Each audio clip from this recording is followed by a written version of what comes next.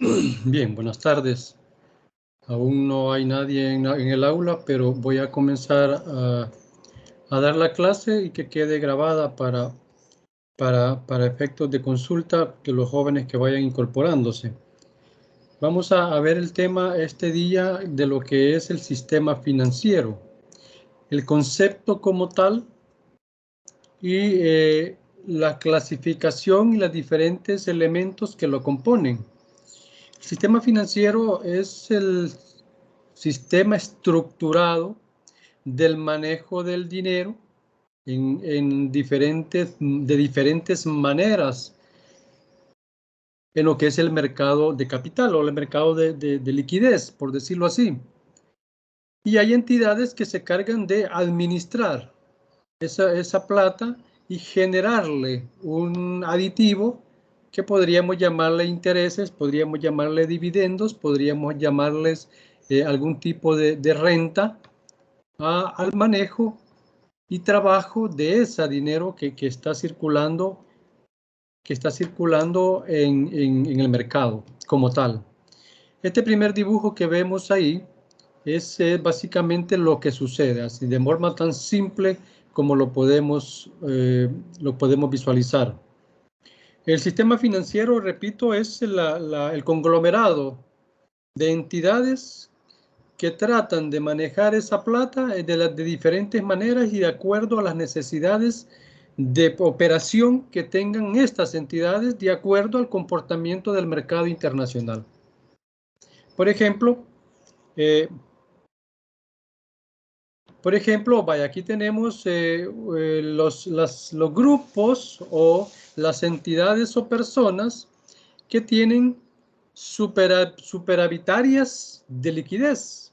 Es decir, son personas que tienen dinero disponible y que están dispuestos a invertirlo, colocarlo para aquellas personas que son deficitarias en liquidez. Es decir, hay un empréstito, un dinero prestado, ¿verdad?, de una persona o de una entidad hacia otras.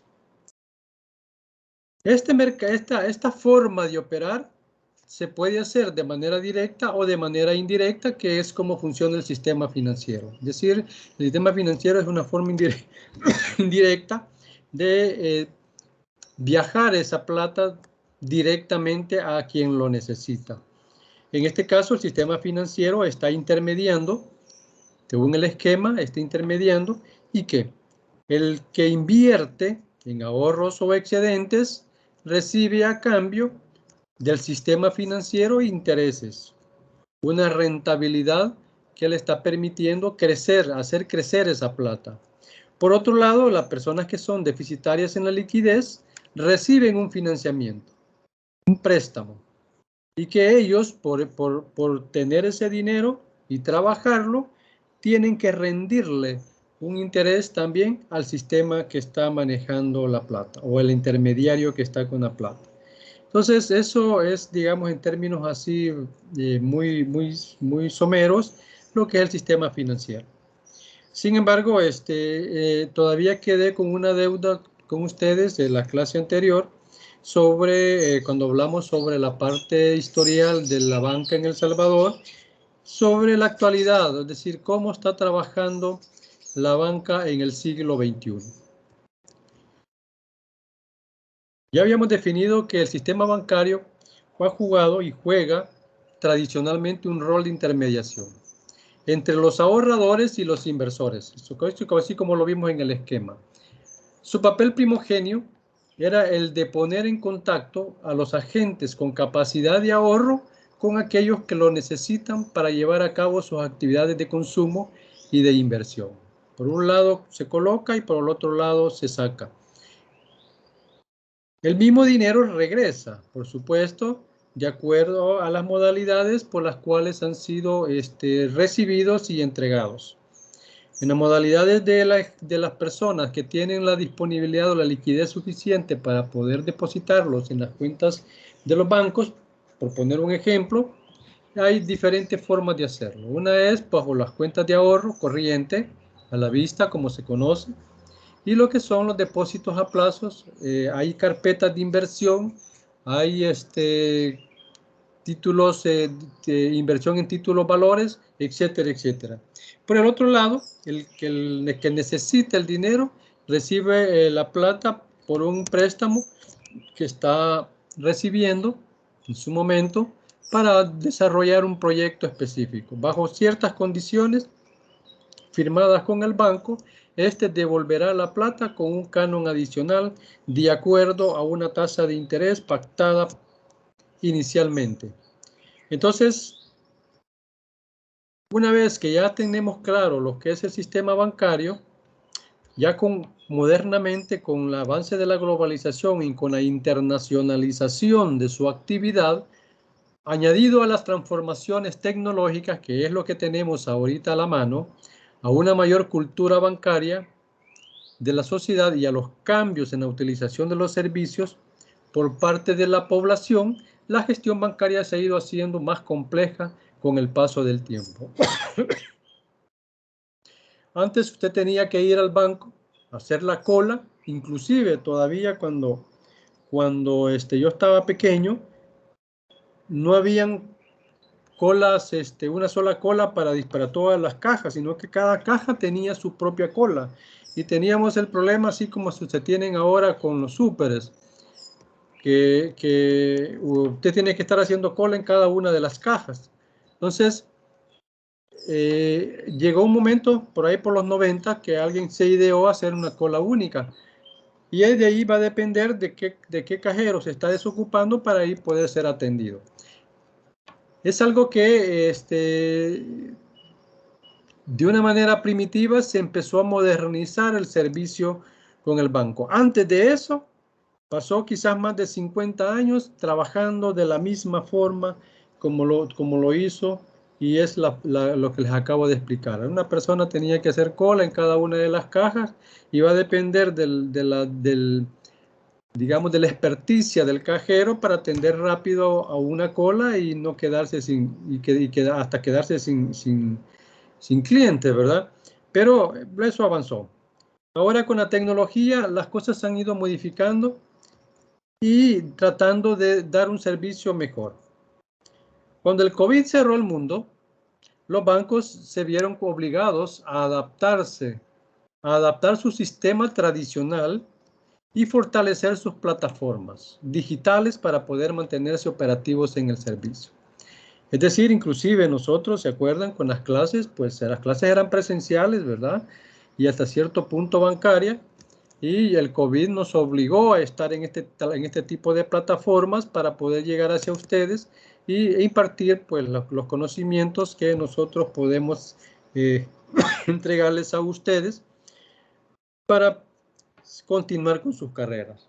Entonces, la misma, digamos, restricciones o limitaciones que el ambiente iba generando obligó a que pudiéramos salir adelante utilizando la tecnología, que hoy en día es lo que está operando y funcionando hasta llegar a lo que actualmente tenemos, como es la inteligencia artificial. Y ya vamos a hablar alguna cuestión sobre eso, de que todavía, aún en estos momentos, la inteligencia artificial está en pañales, por decirlo así, en función de las necesidades de algunos servicios que se imparten por las personas como tal.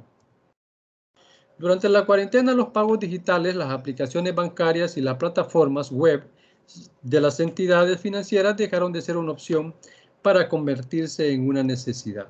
Ya eso fue en todos los tipos de actividades que se empezaban a realizar. Desde inicios del 2020, los expertos pronosticaban un crecimiento exponencial de los servicios digitales en la banca.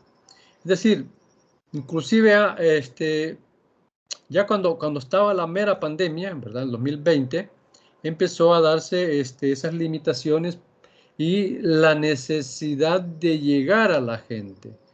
Entonces se empezaron a idear una serie de situaciones. Por cierto, en su momento también tuvo auge lo que es la criptomoneda, que la banca, por supuesto, no la ha aceptado como tal, pero que fue digamos, una salida en cuanto a la adquisición de bienes a través de la criptomoneda.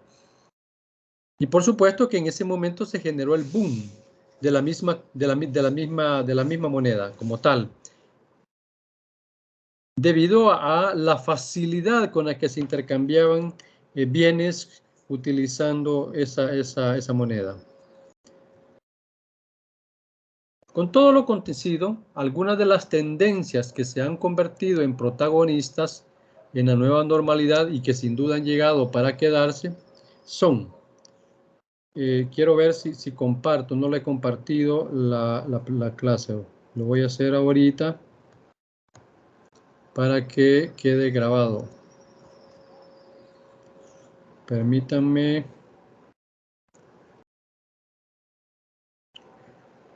Ok.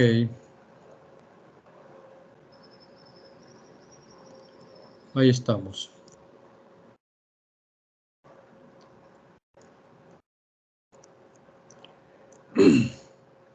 Entonces decíamos que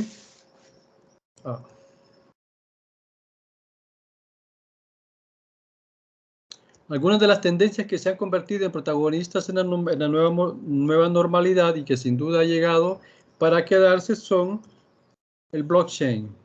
El blockchain o cadena de bloques, que es una gran base de datos compartida que funciona como un libro para el registro de operaciones de compra, venta u otro tipo de transacción. Esto, por supuesto, en la banca utilizó mucho este recurso y lo sigue utilizando para poder tener control de la forma como lo tiene hasta ahorita. Al tener la información distribuida en múltiples equipos, garantiza un alto nivel de seguridad frente a manipulaciones y fraude. Al final eso es lo que el banco tenía miedo al utilizar las formas digitales de intercambio de moneda o intercambio de recursos financieros, que pudiera tener una fuga, ¿verdad?, en información y que fuera hackeado y al final pues recibir, obtener o más bien provocar una estafa que podría ser pérdidas de miles o millones de dólares en cada una de las instituciones. Dado a esta misma situación del cautiverio por COVID, es que también los desarrolladores de programas también se dedicaron a procurar generar medidas de seguridad para que no fueran hackeados. O sea, así como los dueños de lo ajeno, o más bien los que se quieren adueñar de lo ajeno, empezaron a ver de qué manera podían hackear en las condiciones de ese momento de seguridad de la banca. También surgieron desarrolladores que pudieron bloquear esa forma de trabajar. Entonces, repito, las necesidades van creando nuevas aplicaciones para bien o para mal.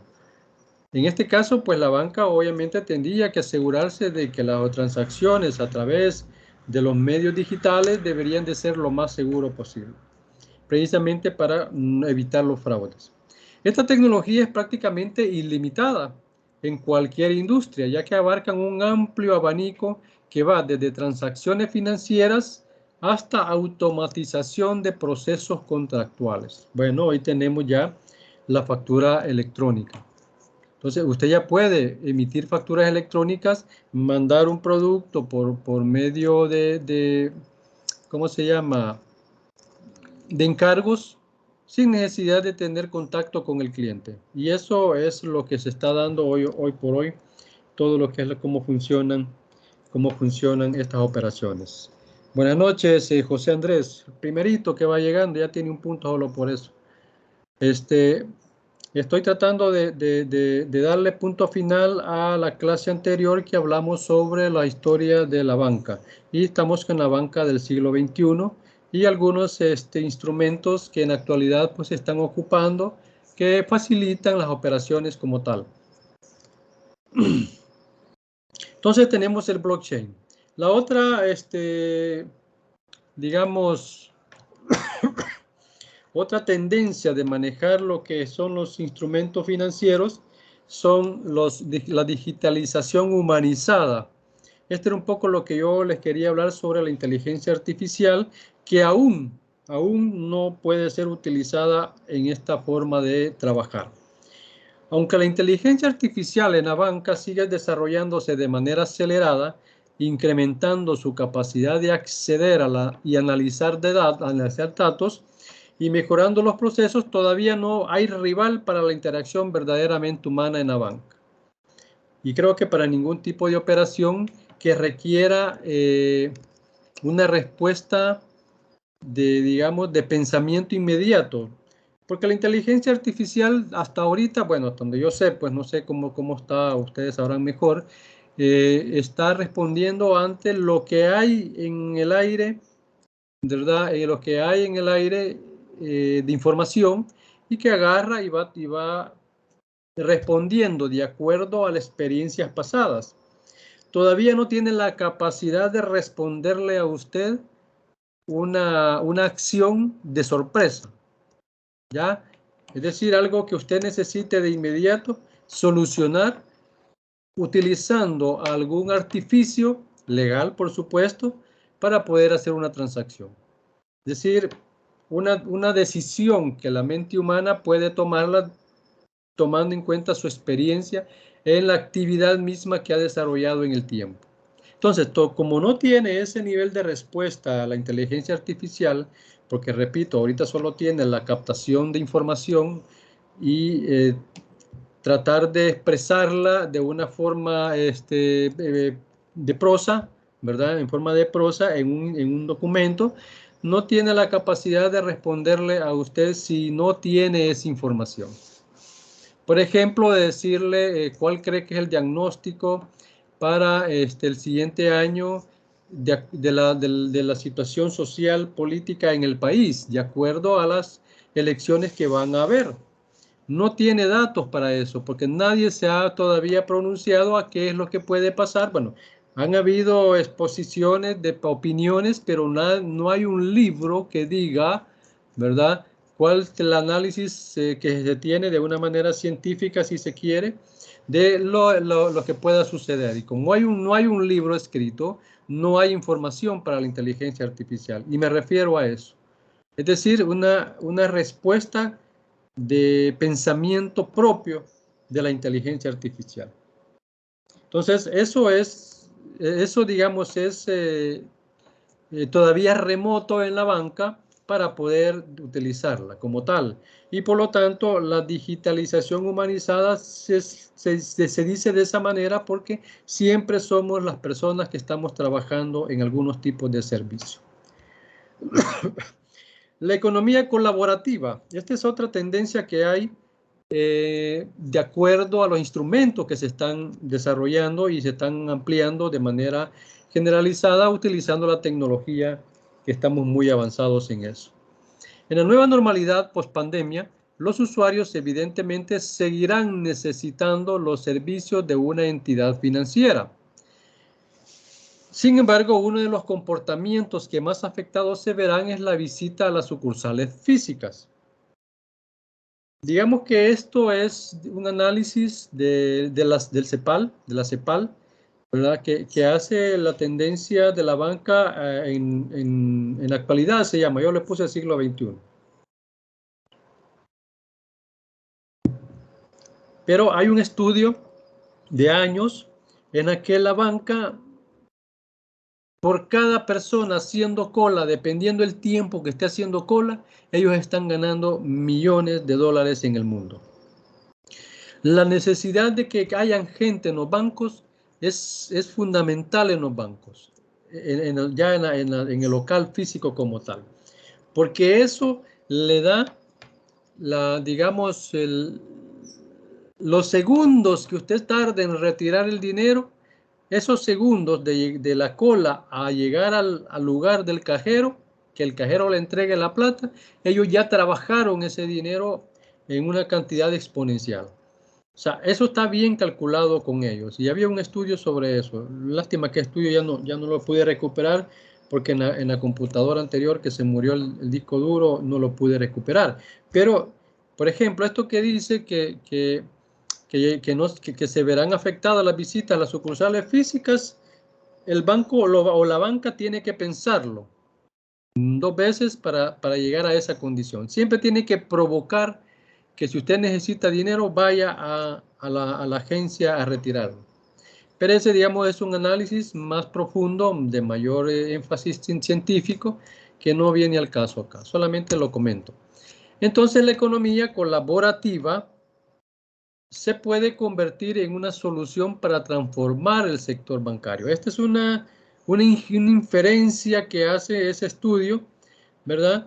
Y se refiere precisamente a lo que viene. Se está hablando del uso de plataformas financieras para reaccionar de forma eficiente a aquellos que tienen capital con los que buscan financiación. Es decir, yo tengo dinero aquí en San Salvador, necesito invertir. Allá en San Miguel hay una persona que necesita dinero y que yo tengo la posibilidad de prestarle a un proyecto que yo lo voy a analizar, por supuesto, y sé que es un buen proyecto y que necesito invertirlo en ese proyecto. Entonces, la tecnología es la que nos lleva a esa economía colaborativa, así le han dado a llamar, y por eso se refiere a que debe de existir esas dos condiciones. En países en donde la tendencia ha crecido exponencialmente como Inglaterra, China o Estados Unidos, ya existen empresas que brindan servicios de préstamos entre particulares, en la que confluyen personas que necesitan dinero, además de inversores. Esto a nivel folclórico lo podemos decir como un tiangue financiero, si lo queremos ver de esa manera. Solo que los tiangues aquí en nuestro país, ¿verdad? Y que es una cuestión meramente cultural de los antepasados, tenían que ver una coincidencia física para poder negociar. Aquí, pues, las plataformas es lo que está marcando la diferencia. Pero esta economía colaborativa viene un poco a darle ese tipo de significado. Dicen, existen empresas que brindan servicios de préstamos entre particulares en las que confluyen personas que necesitan dinero, además de inversores, que quieren prestarlo para obtener rentabilidad. Asimismo, el tipo de interés fijado viene dado por el nivel de riesgo que determina la misma plataforma. Por ejemplo, un agiotista, si lo queremos ver ya en términos ¿cómo se llama? De ejemplo, un agiotista es aquella persona que tiene dinero y que la presta a un interés mensual o diario, depende cómo sea la necesidad del dinero, porque también tiene su propio comportamiento, y que directamente se lo presta a la persona, ¿verdad? Y le dice que me vas a pagar el 5% de interés mensual. ¿Cuánto le presta la banca? La banca le puede prestar entre 9 y 12% de interés anual. Es decir, que si yo multiplico el 5% mensual por 12, el agiotista está prestando al 60% de interés anual.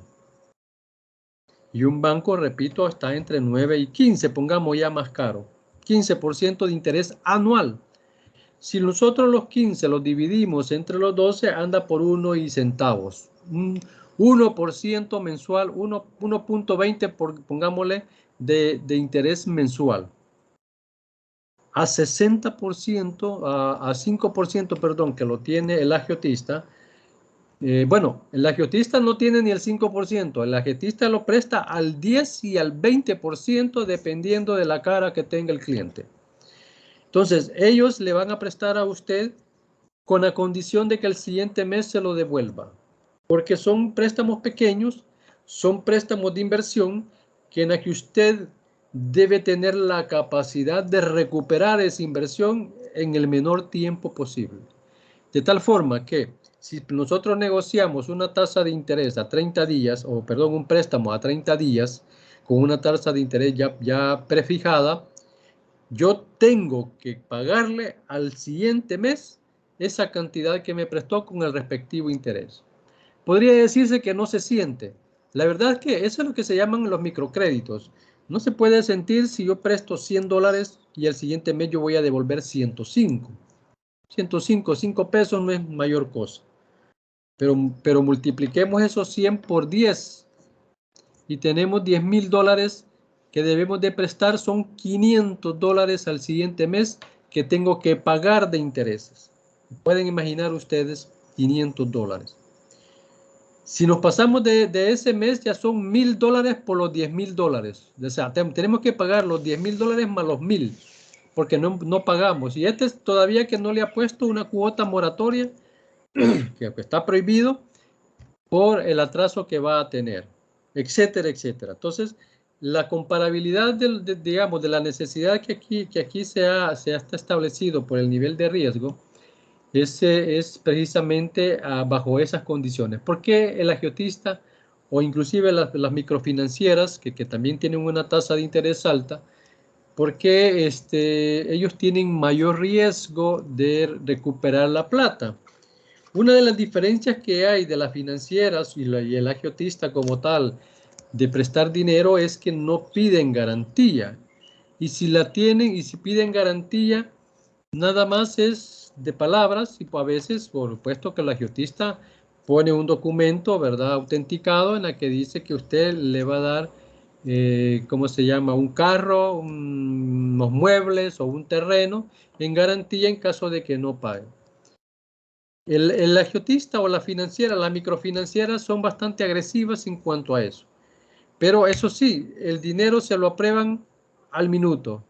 Es decir, si estamos hablando de un agiotista, pues el agiotista tiene que ir al lugar donde le va a prestar, donde vive usted, y ahí en ese mismo firman todos los documentos.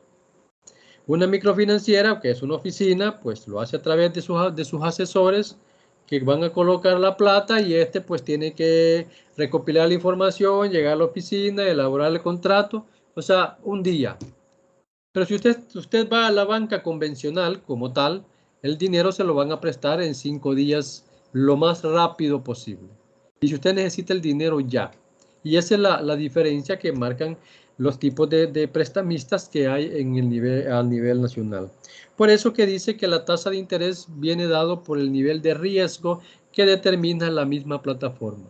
De hecho, la tasa de interés por la cuenta de ahorro que usted tiene en el banco se la pagan con una cantidad pobre de interés, de porcentaje. Porque ellos dicen, aquí tu dinero está seguro. Es más, si me vienen a robar, hay un seguro que le va a recuperar ese dinero. Usted no pierde nada.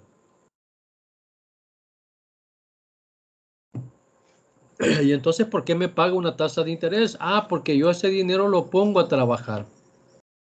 Y a quien le voy a prestar le voy a cobrar intereses.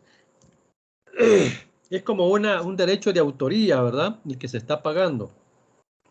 Entonces, pero el riesgo de perder usted esa plata es mínima, casi cero, nunca es cero. Un riesgo nunca se elimina.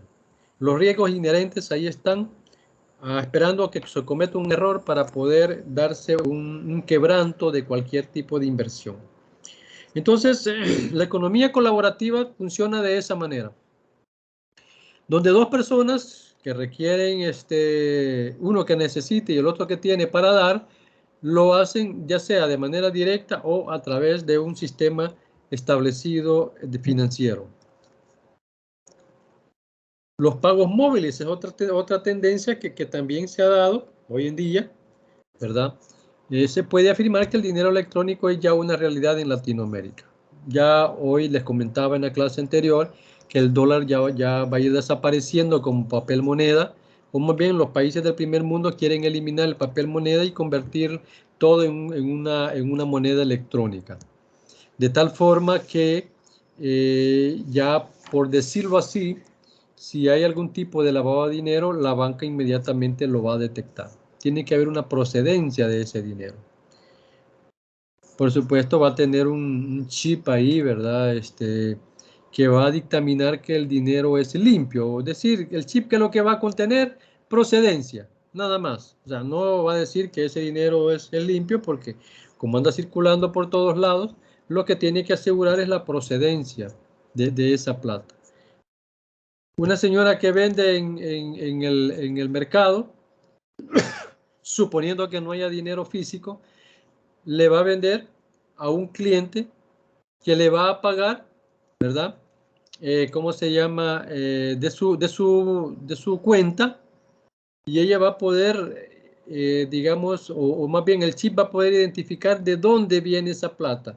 Porque podríamos decir que la señora del mercado también ha tenido algún tipo de venta de ilegalidades y que de ahí pues tiene el ingreso de esa plata electrónica. O sea, hay una forma, hay diferentes formas de poder identificar las ilegalidades y digamos, del dinero que venga ¿cómo se llama?, de lugares ilícitos.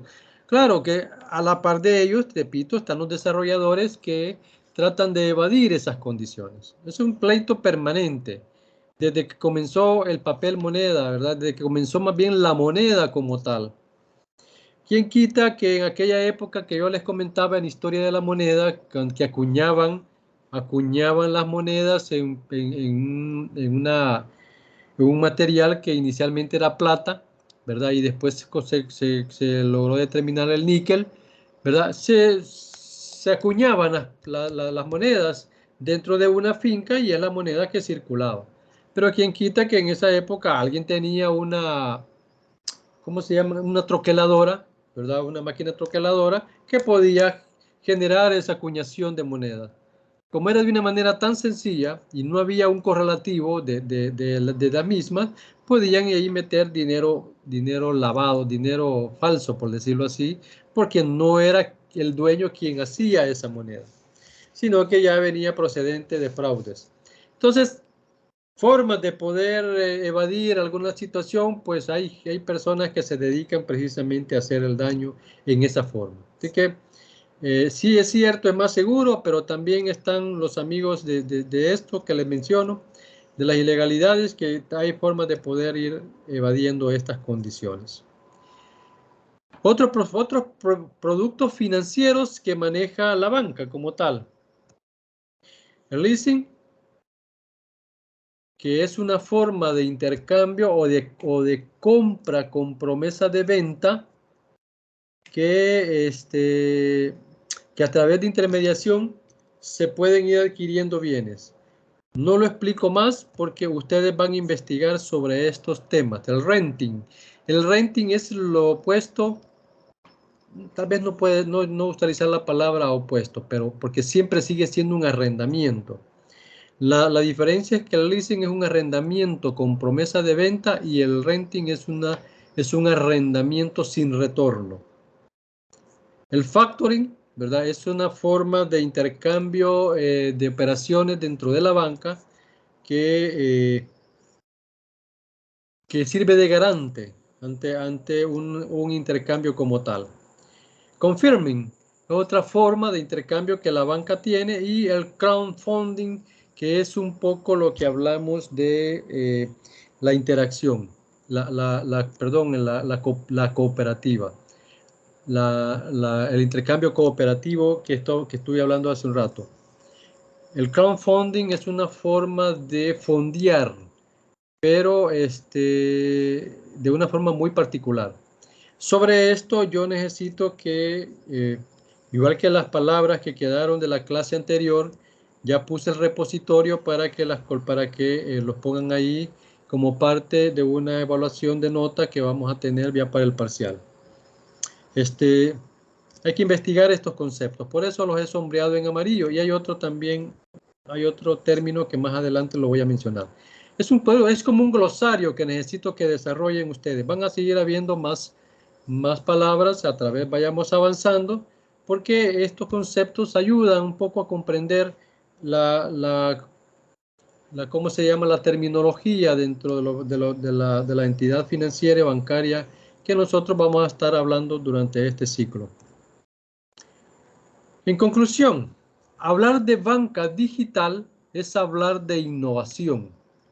Innovación financiera que agiliza las operaciones mismas, promueve la bancarización sin olvidarse de los fintechs o fintech, como lo quieran llamar, que se vuelven el medio para desarrollar los servicios financieros, permitiendo la producción de servicios digitales, ya sean de ahorro, crédito, transferencias, entre otros. Entonces, aquellas palabras que estaban en la hoja anterior, más este concepto de fintech, es lo que yo necesito que ustedes averigüen y armen su glosario. Aunado con las palabras que quedaron de la clase anterior y que hay que ir creando ese glosario. Perdón.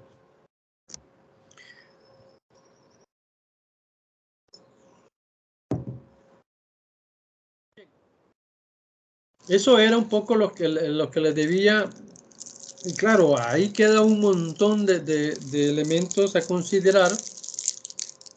No hablé de criptomoneda porque aún el sistema financiero no ha aceptado, el sistema financiero convencional, ojo, no ha aceptado la criptomoneda como moneda de intercambio financiero. Sí, es moneda de intercambio para adquisición de bienes. Pero bajo la fluctuación que ésta tiene y que no genera ningún tipo de seguridad en cuanto al contenido digamos, de moneda que hay en la cuenta, no la puede tomar como parte de su uso del sistema bancario internacional porque tiene que asegurarlo. De alguna manera lo tiene que asegurar. Entonces, esto quizás lo van a ver más adelante o ustedes lo pueden investigar cómo opera la criptomoneda, digamos en el intercambio actual. Sí, sería interesante que quizás voy a ir pensando en una tarea más explícita sobre el uso de la criptomoneda y cómo vamos a realizar esos registros, porque eso sí es bien interesante. Vamos a hablar sobre eso más adelante. Bien. Repito, el sistema financiero como tal, como lo planteé al inicio, que no estaban ustedes, voy a ver si me puedo ir a la primera lámina, ya, un poco para ampliar sobre lo que ya había explicado, ya. En una forma muy sencilla está el sistema financiero. El sistema financiero, como la palabra lo determina, el sistema, de verdad, es un conjunto de instrumentos, es un conjunto de operaciones, es un conglomerado digamos, de actividades que se generan dentro de un sistema, ya sea físico, ya sea de servicio, ya sea de bienes que se intercambian, en la que siempre hay dos personas que intervienen, o dos personas que más bien que se benefician del sistema financiero. Aquel que tiene una liquidez superavitaria contra aquel que tiene un interés deficitario, es decir, o una liquidez deficitario, perdón.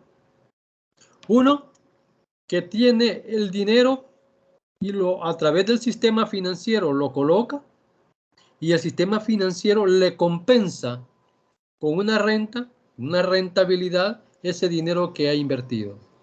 Por el otro lado, aquel que necesita dinero, el sistema se lo proporciona. Y en respuesta a ese otorgamiento de crédito para que usted lo pueda explotar o invertir en consumo, usted tiene que reconocerle un interés por el uso de ese dinero. Entonces, digo, en términos sencillos, un sistema financiero constantemente está en esa dinámica de intercambio de bienes financieros como tal. Bien, vayamos al concepto como tal de lo que es el sistema financiero. Digo, es un conglomerado, ¿verdad? Que intervienen varias entidades, varias personas, tratando de llegar a un acuerdo para poder obtener beneficio ambos elementos. Repito, el que tiene de sobra con el que le falta. El sistema financiero es el conjunto de instituciones, entidades financieras y gubernamentales, que aquí entra el gobierno como tal. Primero, porque es el que genera las políticas monetarias a través de sus bancos centrales. Están los medios las instituciones, los medios, que son los activos financieros, que vamos a hablar sobre eso, y los mercados que hacen posible que el ahorro o dinero ocioso de unos agentes económicos vaya a parar a manos de los demandantes del crédito. Hay diferentes modalidades en las que ese dinero pues circula, ¿verdad? Y ustedes ya algunos lo han practicado, pero a veces no se han percatado de qué es lo que está pasando al momento que ustedes están haciendo una transacción. Los objetivos principales del sistema financiero sirve para intermediar, y esa es la definición de los bancos: intermediar entre los que tienen exceso de dinero y los que quieren prestar. Intermediar, el sistema financiero intermedia en ellos. Y los que necesitan financiación. Es decir, lo que genera el sistema financiero son créditos. Un actor muy importante dentro del sistema financiero son los bancos, que hacen de intermediarios entre los que tienen exceso de dinero y los que lo necesitan. Esta es una constante que la vamos a estar desarrollando, y ustedes la van a seguir escuchando, la palabra de intermediación. Porque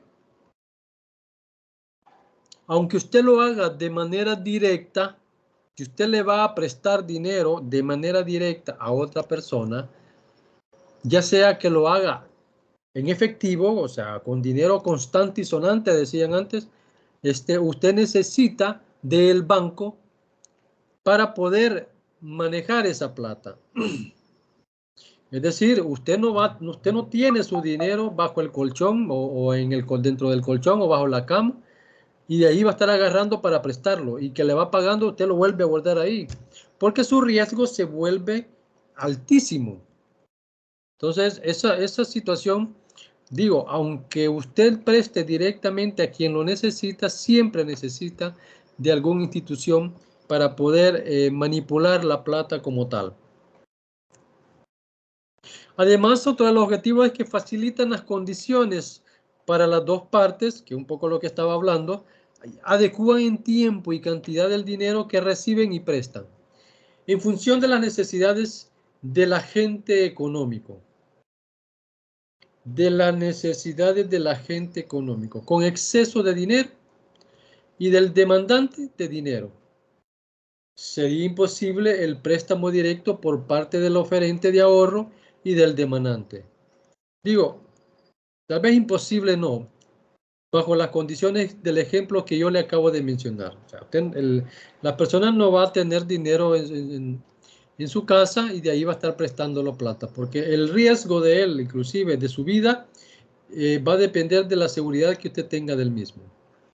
Probablemente sus necesidades de dinero no serían las mismas en cuanto a cantidad y a tiempo. ¿Qué pasó?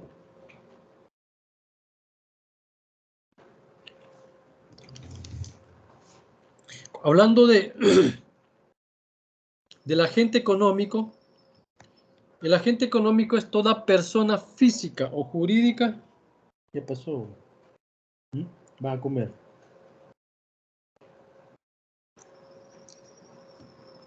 Que participe en algún modo o en alguna parte del proceso de una actividad económica. Entonces, los agentes económicos son todos aquellos, ya sean, como decía, persona natural o persona jurídica. Se le llama agente económico a cualquiera de las partes que hacen posible la actividad económica como tal. Así, dentro de la actividad económica y del proceso económico, estos agentes pueden participar o tomar decisiones en forma de productores, consumidores, ahorradores o incluso inversores. Es decir, la modalidad con la que usted va a intervenir, la modalidad con la que usted va a intervenir, lo que son las actividades de las actividades económicas. Bueno, aquí quédate. Aquí vas a estar conmigo. ¿Sí? Va a variar de uno con otro. ¿Qué es la actividad económica? Es toda aquella forma mediante la que se produce, se intermedia y o se vende un bien o servicio destinado a satisfacer una necesidad o deseo. Al final, Eso es lo que buscamos. Satisfacer una necesidad o un deseo. Dice aquí, la palabra deseo llama a otras cosas de ¿cómo se llama? Como de sobra, pues, o sea, a obtener más capital. Es decir, yo tengo dinero, lo coloco, ¿verdad? Para obtener más dinero. Y ese es el deseo que yo tengo. O sea, incrementar la plata que yo tengo para invertir. Y así va funcionando esto. Y el que tiene necesidad, obviamente, la necesidad del pisto. Importancia del sistema financiero.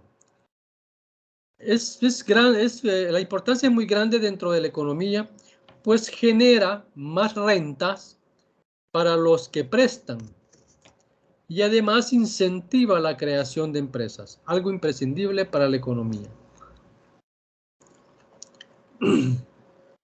Cuando comenzó el proceso de captación de fondos a través de la persona que ideó, ¿verdad? El guardar el dinero de una manera segura para que no lo fuera a perder ¿cómo se llama? El empresario que embarcaba sus productos. Es decir, él trataba de llevar el producto, porque todo comenzó con las cargas marítimas. Lo que les hablaba yo del Mercader de Venecia, ¿verdad? Que fue escrita por William Shakespeare.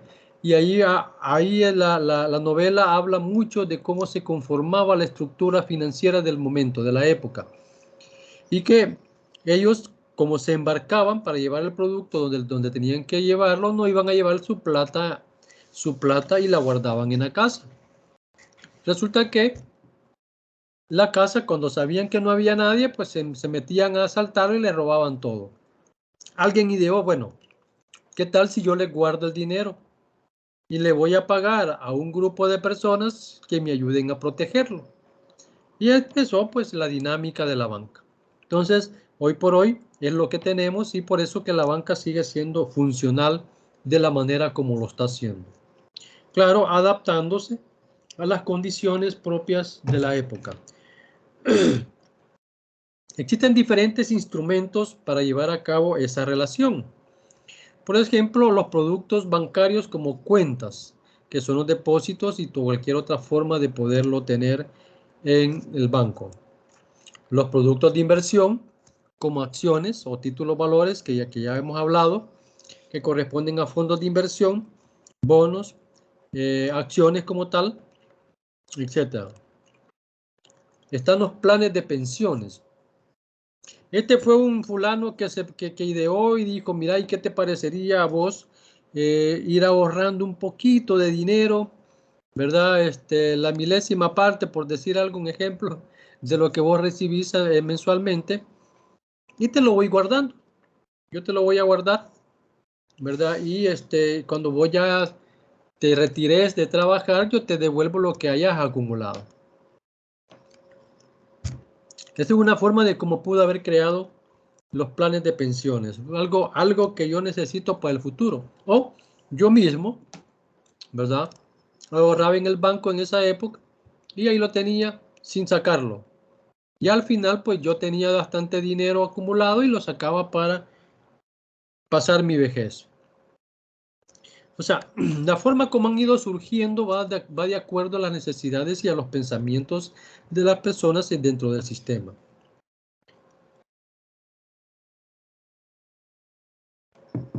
Conforme vayan desarrollando esas ideas, así van surgiendo también las modalidades o estructuras como tales, creando un nuevo sistema de productos a invertir. Y los productos de seguro, como los seguros de vida.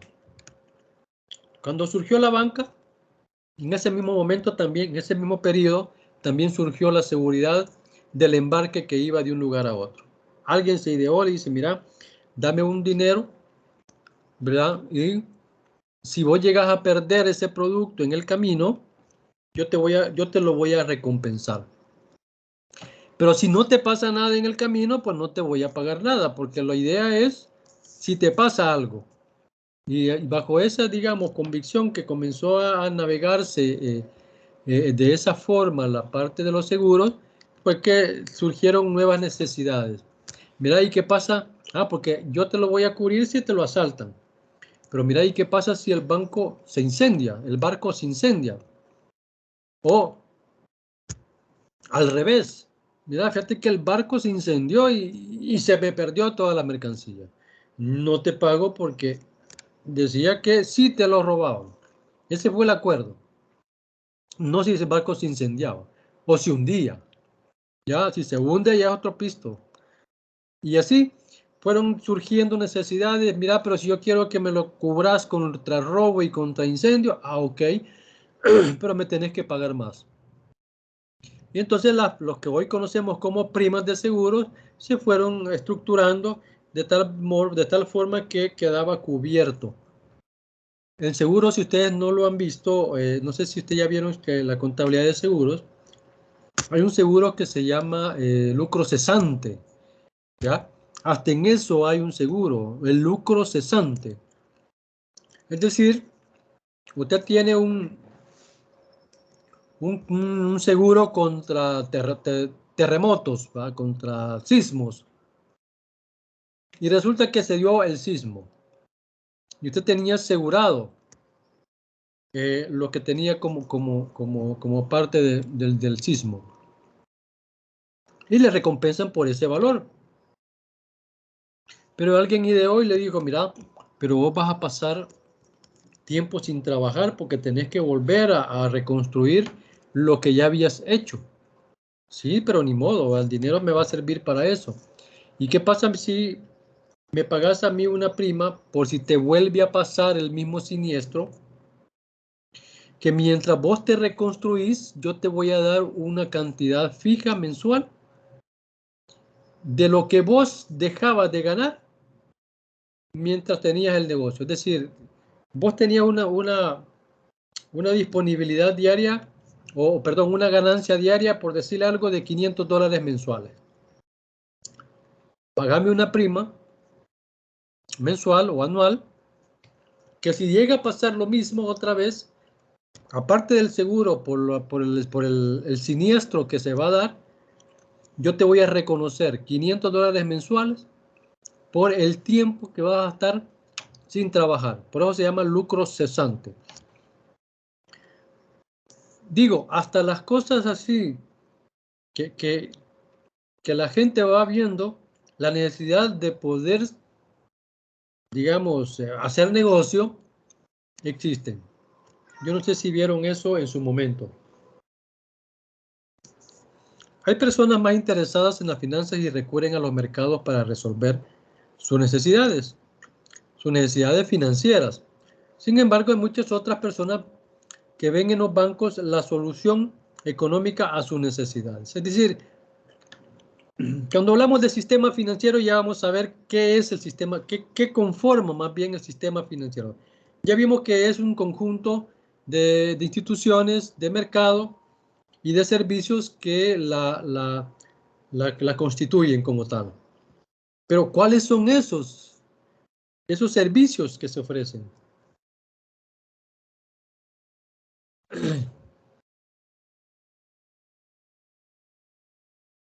Tiene una importancia muy grande dentro de la economía, pues genera más rentas para los que prestan y además incentiva la creación de empresas, algo imprescindible para la economía. Esto ya lo dijimos.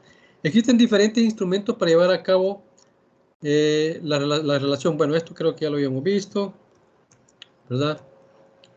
Para asegurar que los intermediarios funcionen correctamente, existe una normativa en cada país que regula estos intercambios de fondos. En el caso de El Salvador, un organismo supervisor sería el Banco Central de Reserva, por medio de la Superintendencia del Sistema Financiero, que controla a las entidades que pueden captar fondos. Entonces, conforme se fue estructurando lo que es el sistema y los diferentes organismos, instituciones y medios de mercado que se creaban, también fueron surgiendo normativas.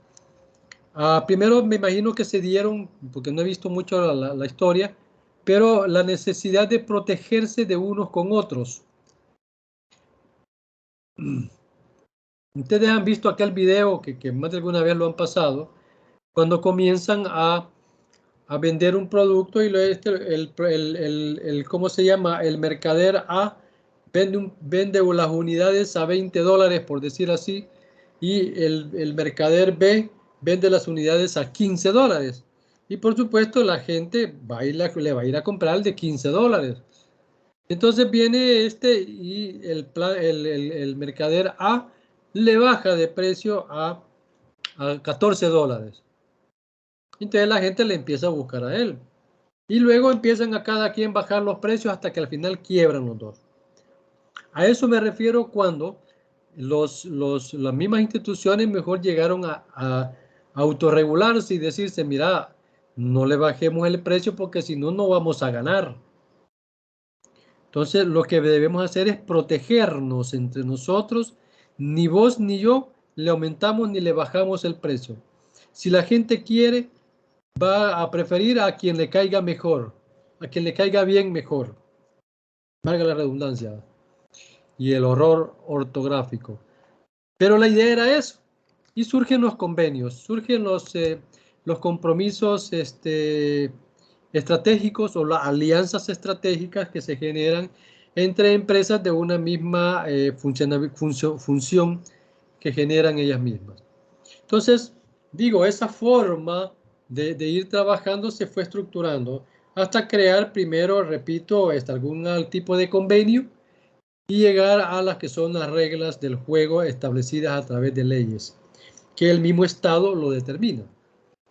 ¿Por qué fue necesario? Bueno, yo llegué a un acuerdo con él y dijimos que vamos a vender el producto caro.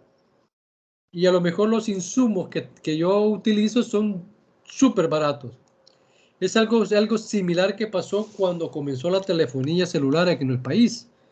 La única empresa que había que empezó a vender servicios celulares fue Tigo, ¿ya? Y por lo tanto, el servicio lo vendían carísimo. Un celular andaba costando por $2,000. Claro, eran unos ladrillos así, grandotes, y más o menos no eran $2,000 porque no estaba dolarizada la economía, pero eran colones. Andaba por 4,000 colones, más o menos de 2,000 a 4,000 colones, que todavía les mencionaba yo, les dije a ustedes en la clase anterior, que le cobraban al que tenía el celular por las llamadas que hacía y le cobraban a quien recibía llamadas, incluyendo telefonía fija. La de moda era telefonía fija y todavía eran de aquellos teléfonos de disco, ¿verdad? Que se marcaban en líneas de cables. Entonces, repito, como solo él estaba en el mercado, lo vendía carísimo.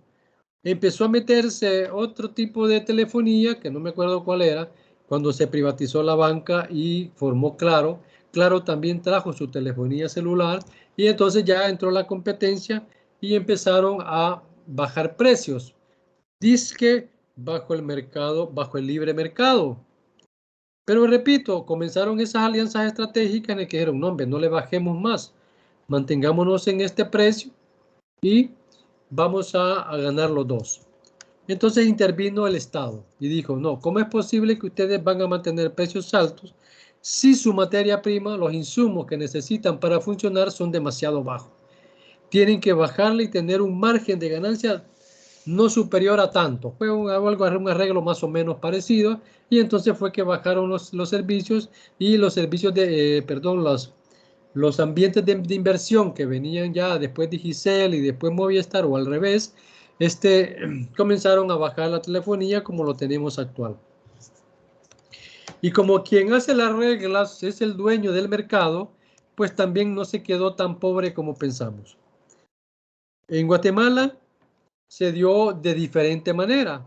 Es decir, quienes gobernaban en ese momento no eran inversionistas de estas telefonías y de otras empresas, ¿verdad? Eran políticos como tal. Entonces ellos arreglaron y pusieron condiciones de mercado en las que ellos deberían de atender las necesidades a menor costo en la localidad. En nuestro medio no, como los políticos eran dueños de las telefonías, ellos llegaron a un tipo de servicio que mantuvo el mercado carísimo. Entonces, va a depender del ambiente geopolítico, económico que haya, para así saber si se están desarrollando las condiciones de libre competencia. En nuestro país, repito, eso no se da porque los políticos que estaban en esa época eran empresarios. Y los empresarios, pues obviamente ponían sus propias reglas, desarrollaban sus propias leyes a su beneficio. De hecho, yo les comentaba que la ley de IVA en su momento la desarrollaron los bancos. Por eso que los bancos son los que menos impuestos pagan a nivel institucional. Pero bien, esa es otra historia de otra forma, de otra materia. Bueno, no ni de otra materia, porque es político. La función del sistema financiero consiste en canalizar el ahorro que generan las unidades económicas con superávit. Ojo, si no es así, pues obviamente no tiene sentido. Hacia el gasto de las unidades económicas con déficit, y este gasto puede materializarse en inversiones o en actividades de mero consumo.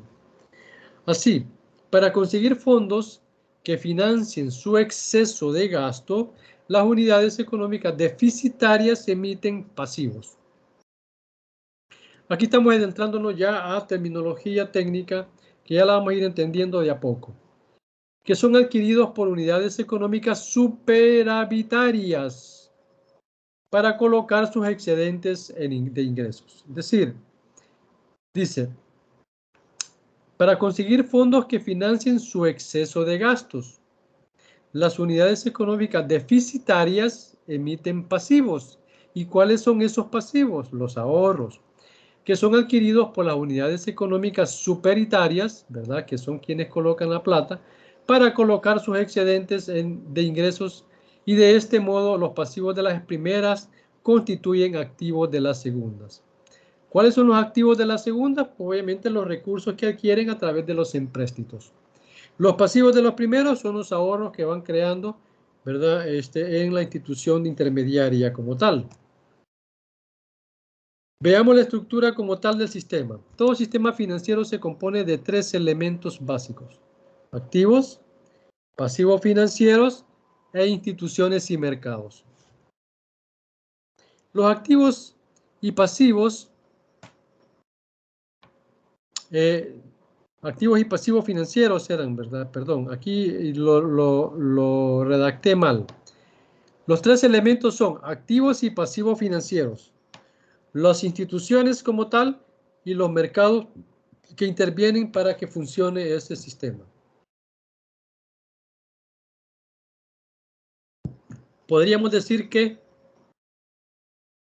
los activos y los pasivos son los alimentos que adquieren las instituciones, que es el cuerpo, para inyectar en la sangre los mercados como tal y funcione como esto. Los activos y pasivos, decía, son productos financieros que emiten las unidades económicas con déficit y adquieren quienes tienen fondos excedentarios con el fin de invertir sus ahorros.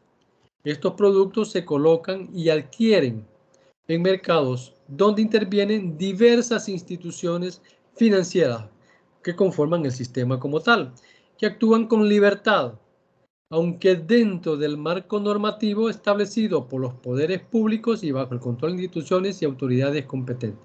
Es decir, hay reglas del juego.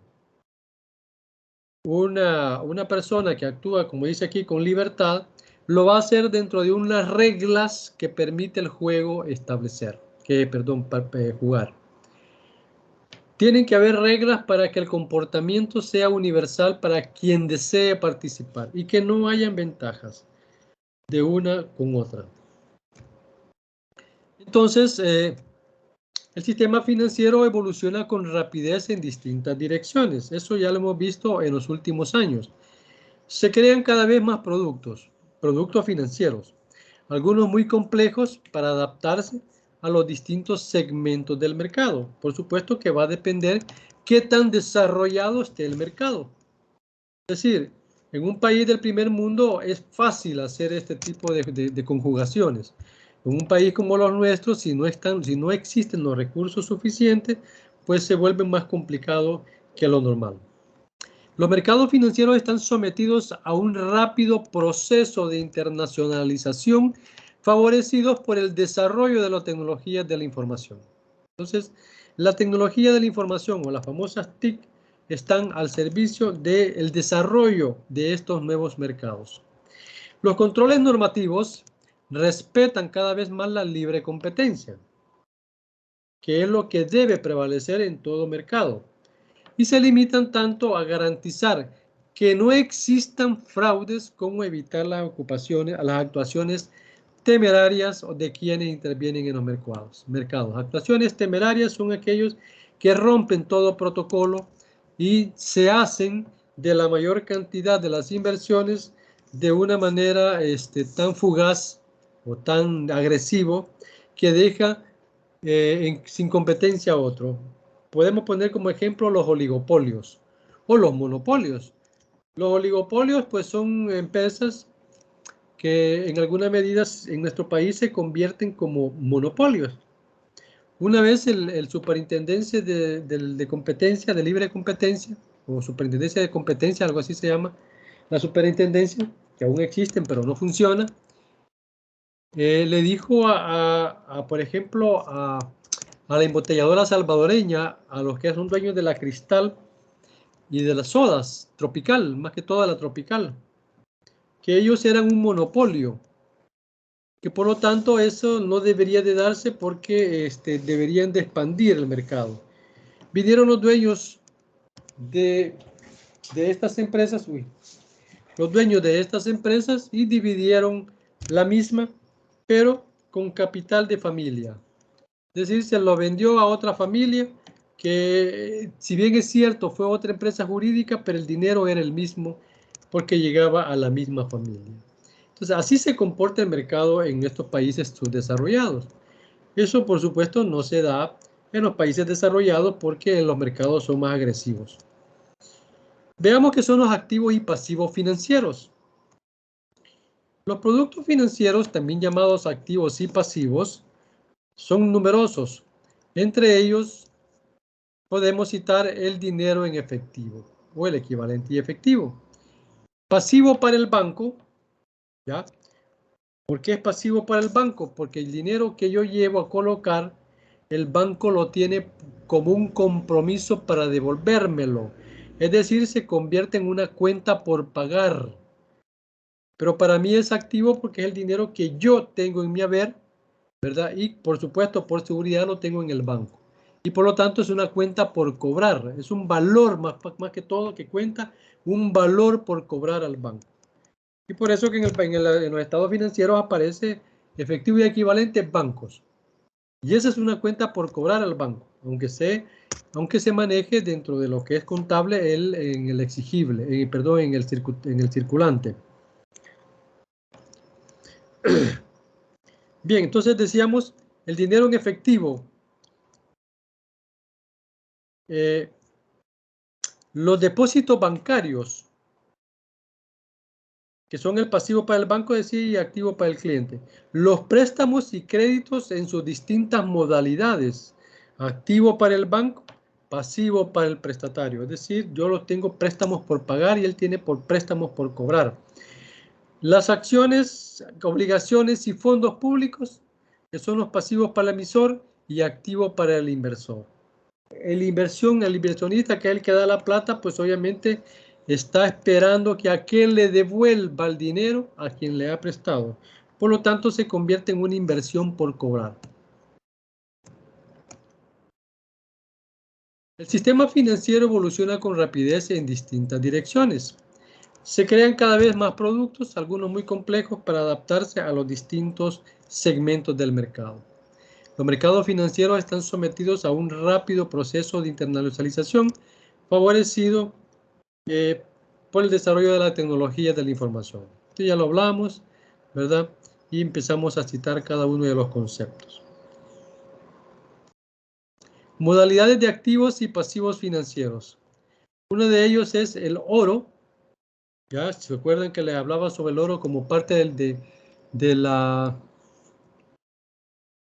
del soporte financiero que pueda tener una empresa y poder emitir el papel moneda o como política monetaria poder emitir la moneda de curso legal dentro de cada país. Y posición en organismos internacionales. Oro y posición. ¿Ya? Efectivo y depósitos transferibles. Otros depósitos. Es decir, estas son las diferentes modalidades de pitos de las que son los activos y pasivos financieros. Los valores a corto plazo. Ya vamos a hablar sobre eso. Las obligaciones como tal. Los valores de renta variable. Los créditos. Reservas técnicas de seguro. Y otros que también podemos ir mencionando. Entonces, veamos algunos de ellos como tal.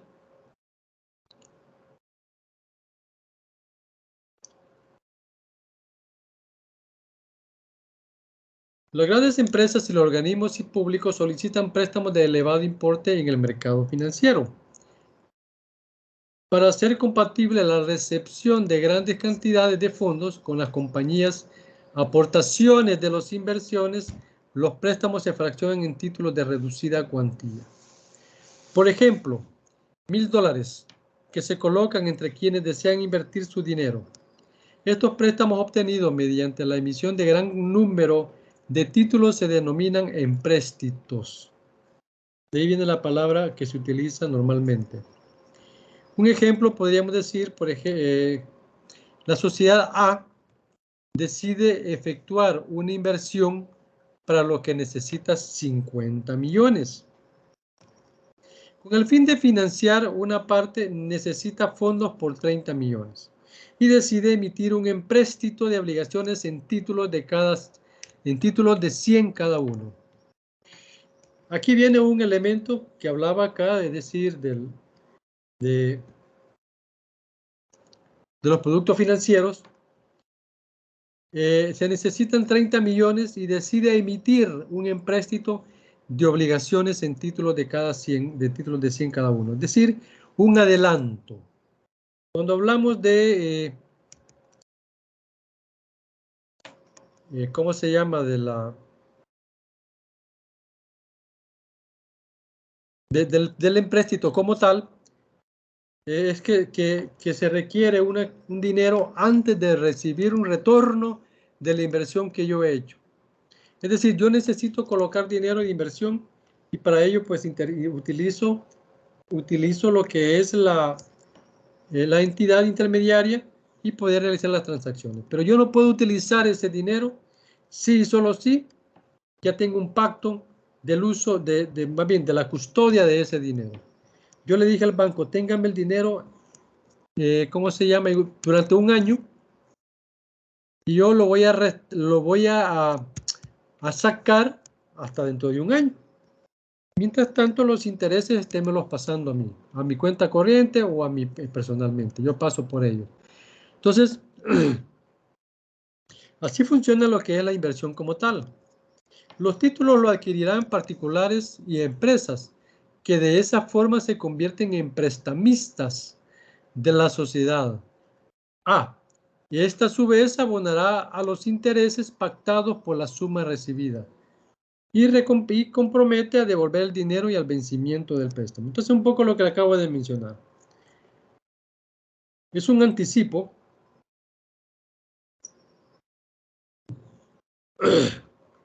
Perdón. Es un anticipo de un servicio, pero que me van a cobrar o me van a pagar, dependiendo de la modalidad, intereses por el mismo.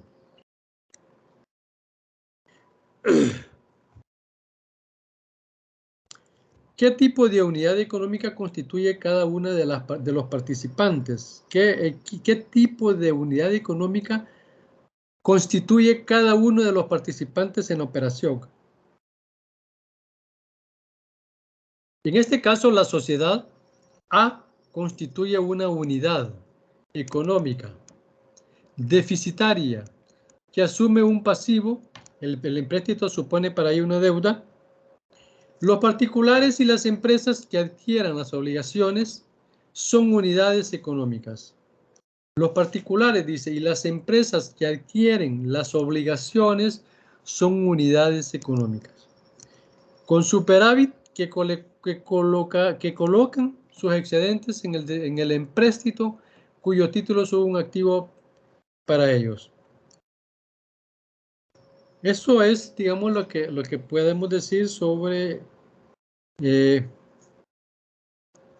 la actividad económica que estábamos hablando. Se denominan títulos de renta fija o de deuda los activos y pasivos financieros emitidos mediante un empréstito. Títulos de renta fija o de deuda. Dice que son los activos y pasivos financieros emitidos mediante un empréstito, es decir, un anticipo como tal. Y que le llama de renta fija, porque quienes invierten en ellos perciben los intereses pactados, generalmente una cantidad fija por título, con independencia de la situación económica del emisor, siempre que éste no quiebre o suspenda pagos. Sin embargo, en los últimos años, la sofisticación financiera ha impulsado emisiones de instrumentos de deuda con intereses variables, obligaciones e independencias.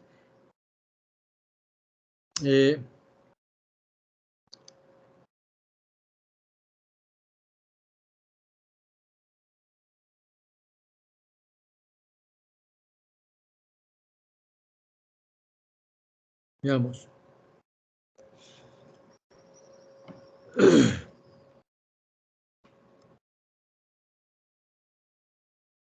En los últimos años, la sofisticación financiera ha impulsado emisiones de instrumentos de deuda con intereses variables. Y son obligaciones indexadas, participativas, etcétera, que se alejan de la idea clásica de activos de renta fija. Eso va a depender primero del tipo de institución. No todas las instituciones ofrecen este tipo de inversiones, sino que lo hacen a través de empresas particulares que se dedican a invertir y de alguna medida pues utilizan esta forma de mercadeo. El capital de las sociedades anónimas se divide en acciones, eso lo sabemos, que son participativas, que son participaciones iguales, es decir, por acción, al menos dentro de cada serie. Cada quien que tiene una acción vale con la acción de otro fulano que ha invertido en la misma empresa. Pero si yo tengo dos acciones y el colega solo tiene uno, pues yo tengo más acciones que él y por lo tanto yo me convierto en dueño de esta empresa. Quienes compran acciones se convierten en copropietarios. Quienes compran acciones se convierten en copropietarios de las compañías emisoras y adquieren una serie de derechos. Yo quiero invertir, tengo $5,000 y quiero invertir en una empresa X. La empresa X me dice, sí, te puedo aceptar, pero quiero que por favor me manejes las inversiones y te voy a pagar por eso. Y entonces ahí comienzan los inconvenientes, porque sabemos que meterlo a cuidar el dinero de cualquier manera lleva un costo. Entonces hay que tener cuidado sobre esa situación. Estas acciones se denominan títulos de renta variable, debido a que sus propietarios cobran sus rentas dividendos, las rentas se conocen como dividendos, dependiendo de la existencia o no de beneficios en la sociedad y del acuerdo de su junta general ordinaria para que una parte de ellos se repartan entre los socios. Es decir, una tiene un poco más abierta su condición de mercadeo y la otra la tiene más cerrada de acuerdo a sus normas.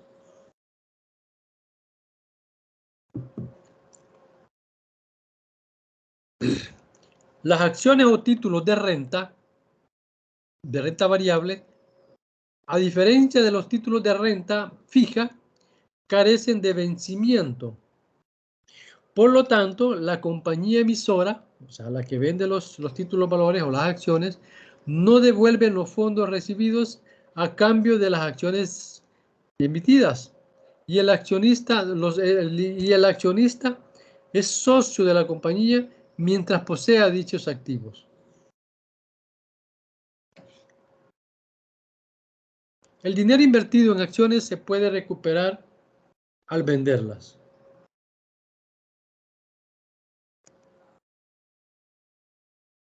Veamos los productos financieros de pasivo.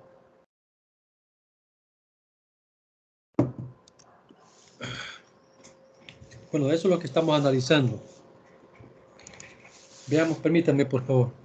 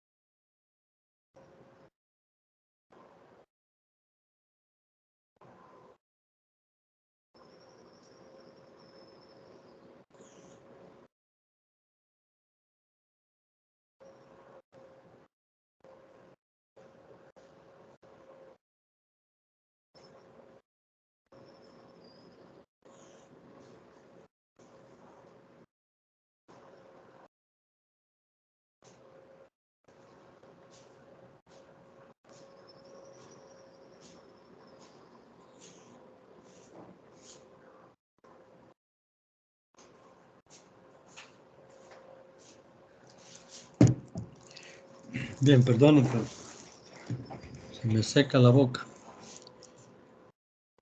Las entidades de créditos, bancos, cajas de ahorro, cooperativas de ahorro y crédito obtienen la mayor parte de los fondos que estamos mencionando, que luego prestarán a sus clientes mediante una serie de productos de pasivo. Cuentas, imposiciones, reposterías como tal, etc. Estos productos de pasivo son una forma segura de colocar dinero que no se va a utilizar durante un periodo. Los clientes de pasivo, además de guardar su dinero con seguridad, perciben intereses prácticamente nulos en algunos productos. Por los fondos depositados y reciben diversos servicios de caja. Todo esto que estoy narrando ahorita es básicamente lo que el banco hace. Nosotros vamos a trabajar contablemente algunas de ellas. Algunos de los productos que el banco ofrece. Y como dije en la clase anterior, nos vamos a enfocar simplemente dentro del sistema, nos vamos a enfocar solamente con los bancos y los diferentes productos que este ofrece. Además de estos productos de pasivo, las entidades de crédito ponen a disposición de sus clientes una amplia gama de productos para que inviertan sus ahorros. Lo vamos a ir viendo conforme vayamos avanzando. Por otro lado, los productos bancarios de activo son la contrapartida de los productos del pasivo. Los bancos y cajas financian a empresas y particulares mediante diversos instrumentos. Entre ellos se destacan el descuento de efectos. Descuento de efectos, ¿en qué consiste? Es una operación financiera consistente en anticipar el importe de un crédito instrumentado en un efecto comercial. Por ejemplo, yo puedo comprarle a un proveedor una cantidad X de productos, pero que le voy a pagar cuando el producto lo tenga acá.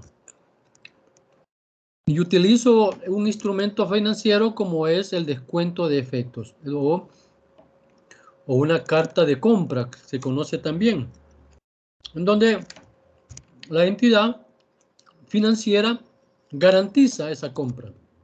Y ya con eso se empieza a proceder. Hay una forma de trabajarlo, lo vamos a ver con los ejercicios. En todas las operaciones de activo, las entidades crediticias tienen muy en cuenta la garantía de devolución de los fondos y la rentabilidad de las operaciones. Garantía de devolución son todas las, digamos, por ejemplo, los bienes, los fiadores, las hipotecas como tal. Y ahora, cuando habla de rentabilidad de operaciones, son los intereses que recibe por el préstamo otorgado a tercero.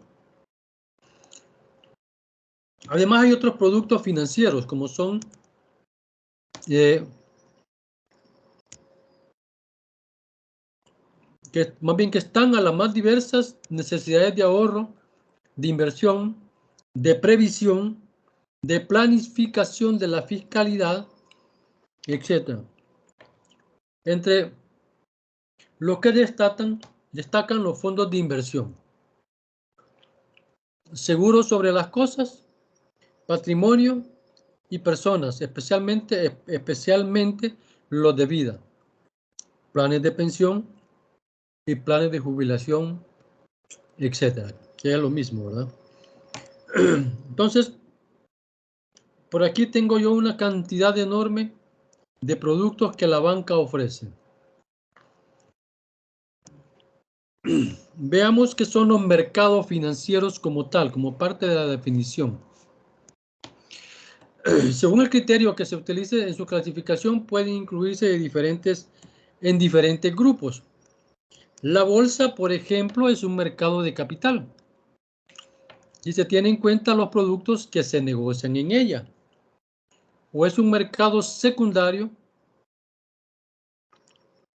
si se considera que por ella se transmite la propiedad de activos que ya existen. La bolsa de valores es una forma de ¿cómo se llama?, de poder negociar el dinero como tal. Veamos la clasificación de los mercados según 3 criterios. El criterio según el momento de vida de los activos,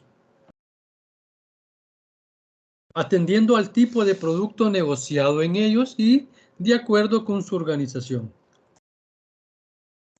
Según el momento de vida de los activos, desde este punto de vista se puede distinguir entre mercados primarios o de emisión y mercados secundarios o de recompra. En los mercados primarios,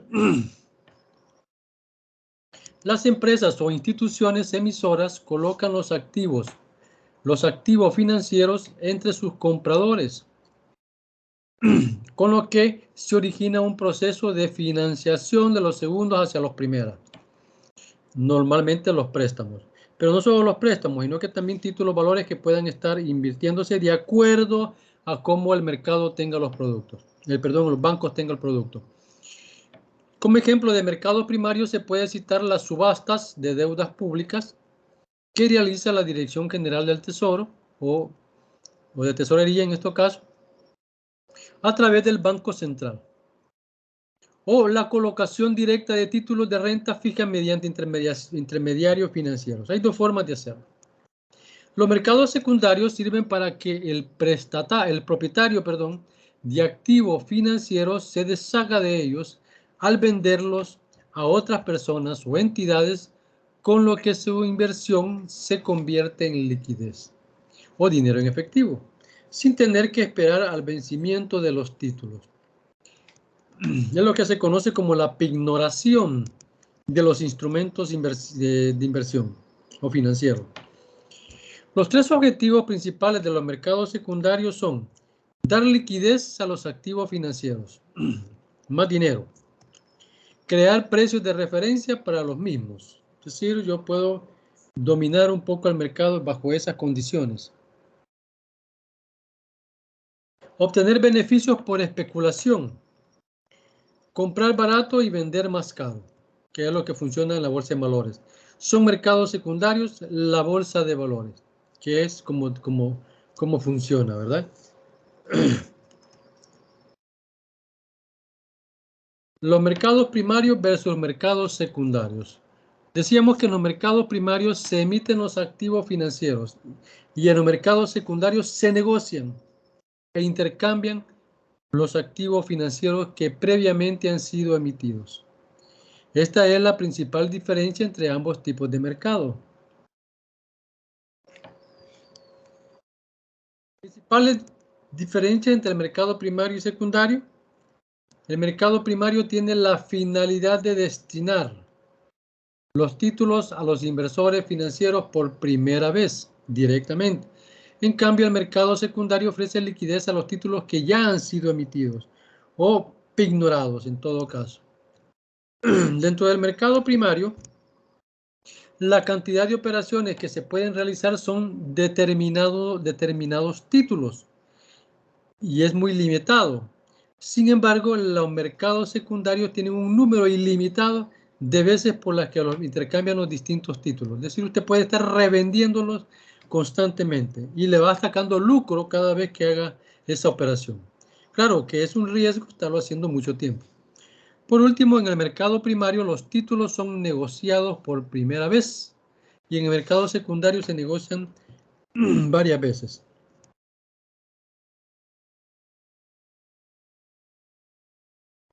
Según los productos negociados en los mismos, es decir, si se considera la clase de producto o activo negociado, distinguimos las siguientes modalidades de mercados financieros.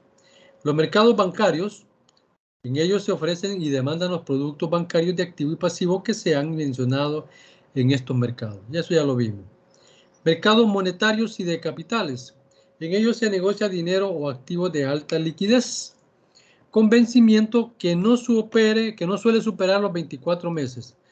Las tres clases de mercado monetario más habituales son los interbancarios, el de deuda pública a corto plazo y el de pagarés de una empresa.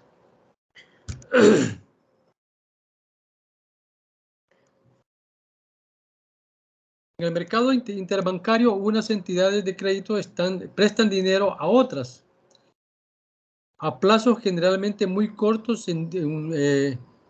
a cortos, un día, una semana, una quincena, 3 meses, etc. Mediante la oferta y demanda de fondos se establece un tipo de interés o precio del dinero a distintos plazos, que sirve de referencia para diversas operaciones de distinto. Esto es parecido al depósito a plazo que usted pueda tener en un banco y le dice, mire, si yo lo quiero colocar a 6 meses, pero ya no quiero los $500 que tengo en depósito, sino que lo voy a incrementar a 1000. Entonces, obviamente, el resultado o la rentabilidad va a ser mayor. Los mercados de deuda pública o a corto plazo, que son las letras del tesoro o letes, como le llamamos nosotros, está gestionado por el Banco Central, que se encarga del servicio financiero de la deuda a corto y pagos relativos a los títulos. Es decir, es quien debe de ayudarnos en estos momentos. Según el nivel de organización, se suelen distinguir entre los mercados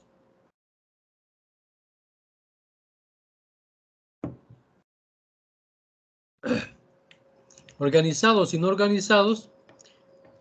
Los mercados organizados están perfectamente controlados y reglamentados y a su vez pueden ser oficiales. Por ejemplo, la bolsa de valores. La bolsa de valores, si ustedes se dieron cuenta, cuota 6 es una entidad privada. Es decir, la Bolsa de Valores del Salvador SADCB. No es una institución, no es un lugar de intercambio de diferentes entidades. O sea, no es un tiangue en términos folclóricos, sino que es una empresa que está ya intercambiando, pero ya llegó a un acuerdo con ellos.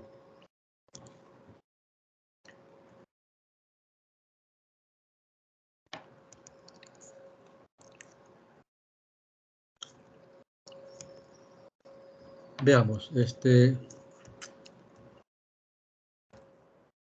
Intermediarios e instituciones financieras. Los intermediarios e instituciones financieras que intervienen en los mercados financieros son de gran complejidad. Se pueden distinguir tres instituciones tutelares: el Banco Central, que se encarga por medio de la Superintendencia del Sistema Financiero, que trata de controlar a diversos intermediarios, mercados e instituciones según la naturaleza de sus actividades. Es decir, debe velar porque estos no cometan fraude. Al frente de todo el sistema se encuentra, por un lado, el Ministerio de Economía y Hacienda como organismos gubernamentales, y por otro, los convenios internacionales que el sistema contraiga y al que pertenece el Banco Central de Reserva.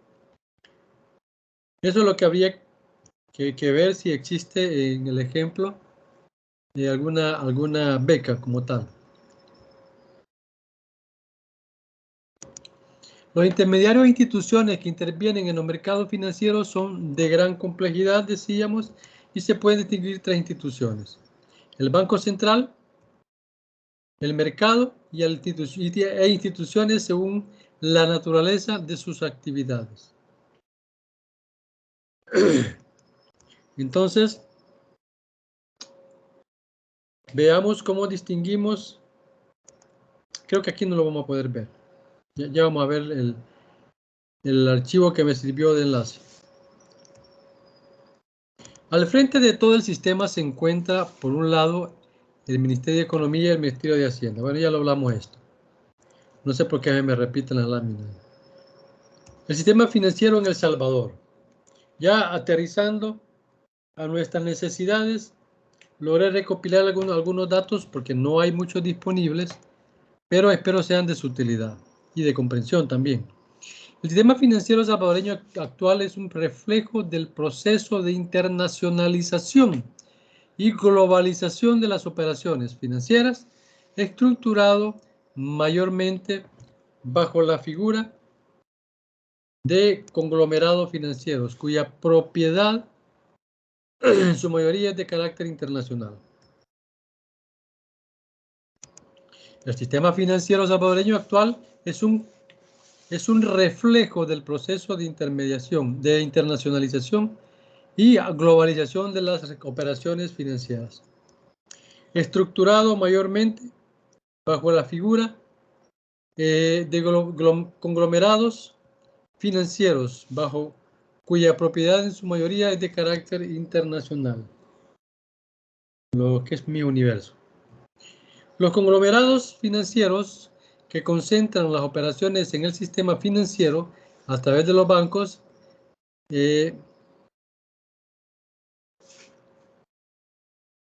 casa de bolsa, administradoras de fondos de pensiones, aseguradoras, entre otros. Son los tipos de empresas que manejan este tipo de dinero un poco inseguro, si queremos decirlo de esa manera. Las estrategias son estrategias de las instituciones en el país. Las estrategias son fuentes que unen el presente y el futuro, que permiten distinguir a la institución y ser canales para el logro de la ideología, de los objetivos estratégicos. El segundo sentido, las líneas estratégicas definen inicialmente las reglas que inicialmente requiere de una curación, por supuesto.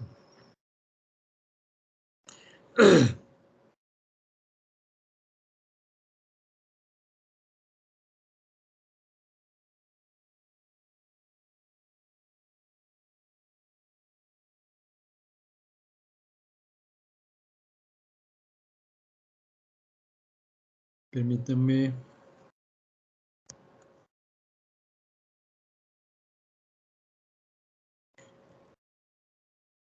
Bueno, sí, habíamos llegado hasta acá. Veamos líneas estratégicas institucionales. Las líneas estratégicas son aquellos que debo de planificar para ver cómo abordo un mercado X. Las estrategias son puentes, que unen al presente, que es la misión, y el futuro organizado, que es la visión, que permite distinguir a la institución y ser canales para el logro de los objetivos estratégicos. En este sentido, las líneas estratégicas definidas inicialmente son preservar la estabilidad y velar por la seguridad del sistema financiero como tal. Apoyo al desarrollo del sistema financiero como un impulsor para el financiamiento de la actividad productiva en el país. Fortalecimiento de los servicios de atención a la población usuaria del sistema financiero y la participación ciudadana. Aquí estamos hablando del comportamiento del mercado oficial y cuál es la acción a tomar por cualquier deficiencia que se vaya dando.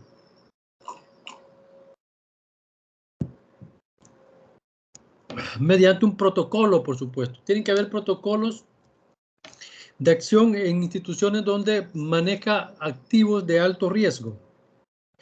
Aquí hacemos una lectura, lo mencionamos en la clase anterior, pero quiero que quede claro. Dice que el sistema financiero está integrado por los bancos, las sociedades que conforman conglomerados financieros, las administradoras de fondos de pensiones, las sociedades de seguros, la bolsa de valores, las casas corredoras de bolsa, las sociedades especializadas en el depósito auxiliar, en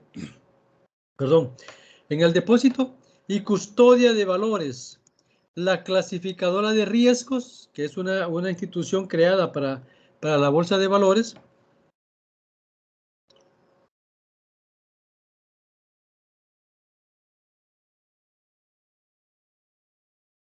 espérenme que donde me quedé. Ok. Las sociedades especializadas en el depósito y custodia de valores, la clasificación de riesgo, las instituciones que presten servicios de carácter auxiliar al mercado bursátil, los agentes especializados en valuación de valores y los almacenes generales de depósito, los bancos cooperativos, las sociedades de ahorro y crédito, las sociedades de garantía recíproca, las sociedades que ofrecen servicios complementarios a los servicios financieros, las sociedades administradoras o operadoras del sistema de pagos o de liquidación de valores, el Fondo Social para la Vivienda, o sea, todo esto son instituciones creadas para que pueda funcionar el sistema como tal. El Fondo Social para la Vivienda, el Banco Central de Reserva de El Salvador y el Fondo Nacional de Vivienda Popular, el INPEP y el IS, el Instituto de Previsión Social de la Fuerza Armada, la Corporación Salvadoreña de Inversiones, las casas de cambio de la unidad extranjera, las titularizadoras, el Instituto de Garantía de Depósitos y el Fondo de Saneamiento y los fortalecimientos financieros, etc. Entonces ahí tenemos una serie de productos que el sistema financiero en el país está produciendo. El enfoque de supervisión con base de riesgo me está permitiendo a mí la supervisión de las entidades del sistema financiero en El Salvador. Ha sido fundamentalmente desarrollada mediante un enfoque de cumplimiento, por lo cual las auditorías del ente supervisor se han focalizado en la verificación del procedimiento de las leyes y ¿cómo se llama? Y promedios.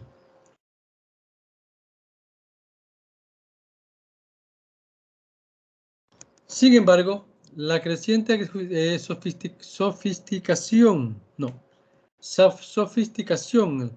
del sistema financiero doméstico, caracterizado por un incremento en la variedad y complejidad de los productos y servicios que ofrece al público, ha derivado en la necesidad de completar el enfoque de cumplimiento.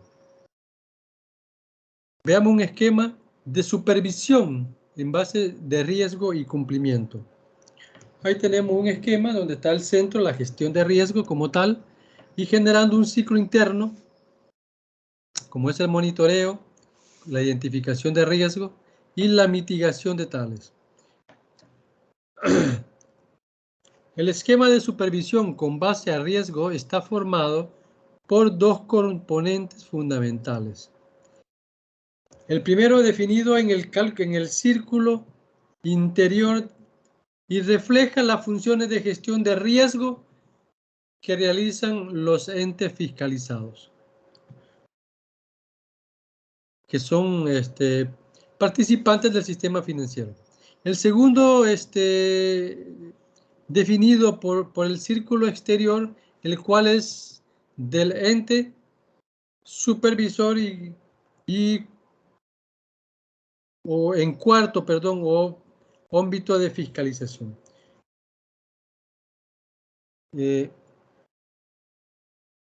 Bueno, después me borro los comentarios. Aquí podemos ver el esquema, cómo circula la información.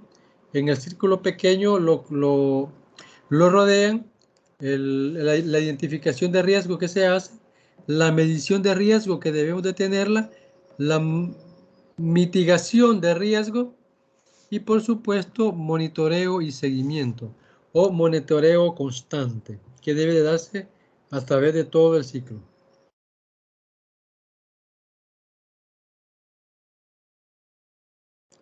Veamos. Un enfoque de supervisión con base en riesgo tiene como foco principal la verificación de que todas las entidades supervisadas gestionen adecuadamente los riesgos que asumen en el desarrollo de sus actividades. Es decir, si yo voy a tener mis actividades y, ¿cómo se llama? Y lo voy a invertir en una bolsa donde los títulos valores se van a negociar. Entonces podemos ir determinando cómo se va comportando cada uno de los mercados. El enfoque, en este enfoque con base de riesgo, el rol de las entidades financieras es identificar y gestionar adecuadamente sus riesgos, mientras que el rol de supervisor consiste en verificar idoneidad de la gestión. Pero ya no me permite seguir atrás de usted. Ventajas de la aplicación de un esquema de supervisión en base a riesgo. Primero, focalización de los recursos de supervisión en los riesgos más significativos asumidos por las entidades financieras. La supervisión es fundamental. Capacidad de actuar en forma oportuna frente a focos de riesgo asociados a diferencia en las prácticas de gestión de las entidades supervisadas.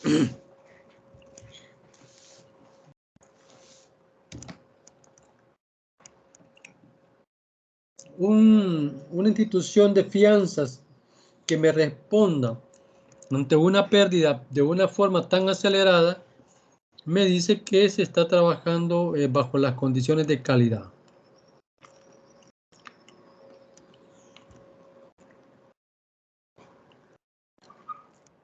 Mejoramiento de las prácticas de gestión de los entes supervisados.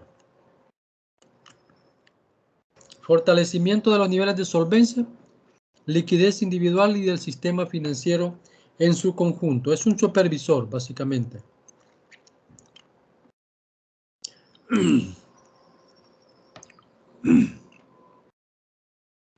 Permítame.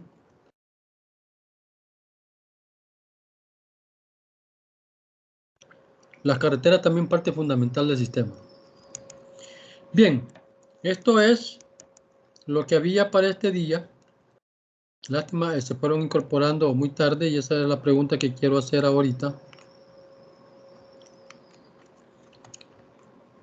A ver si la mayoría.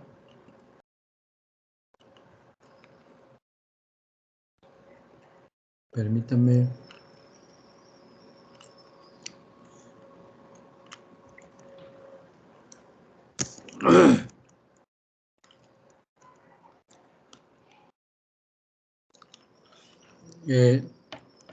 Permítame que esta cosa no me responde.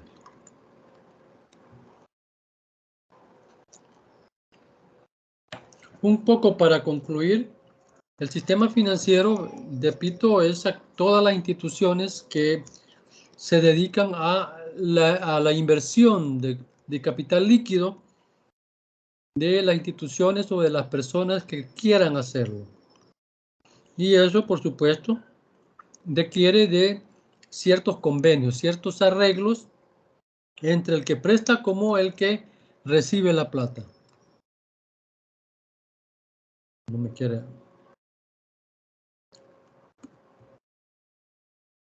Ok. Y que no solo es la banca, sino que las instituciones, tanto públicas como privadas,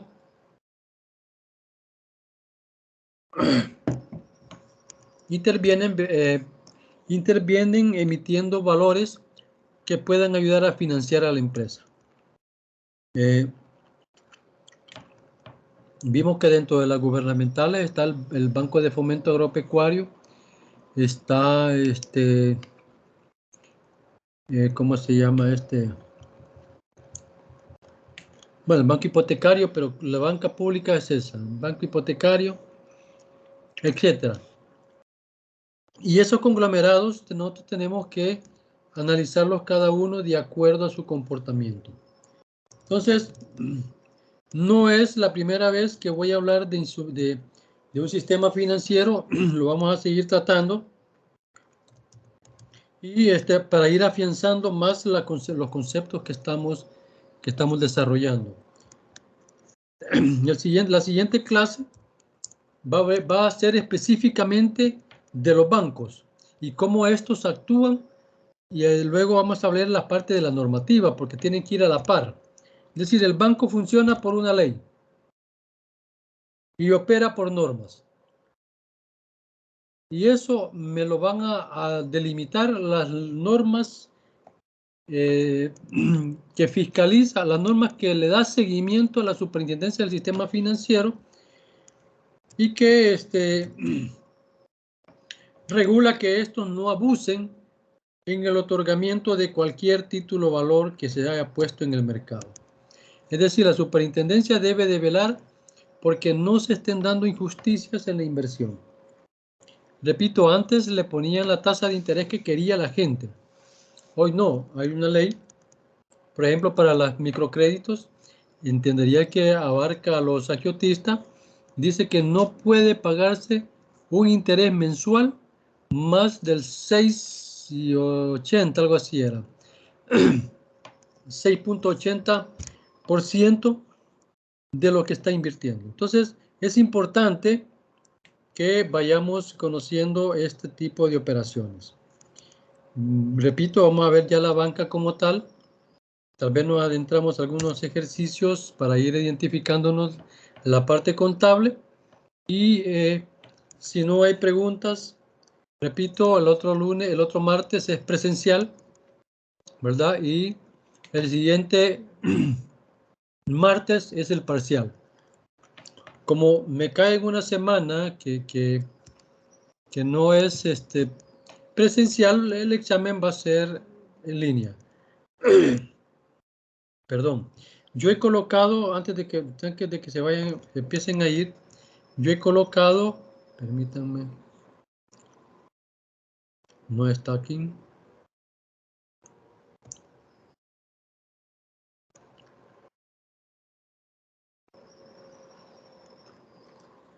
Yo he colocado un calendario para que ustedes se orienten en el aula.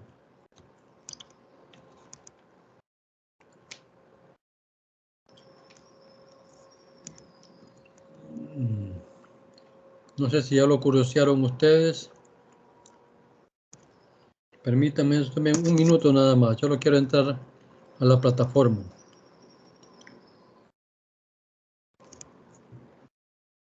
Ah, perdón. Aquí estaba abierto.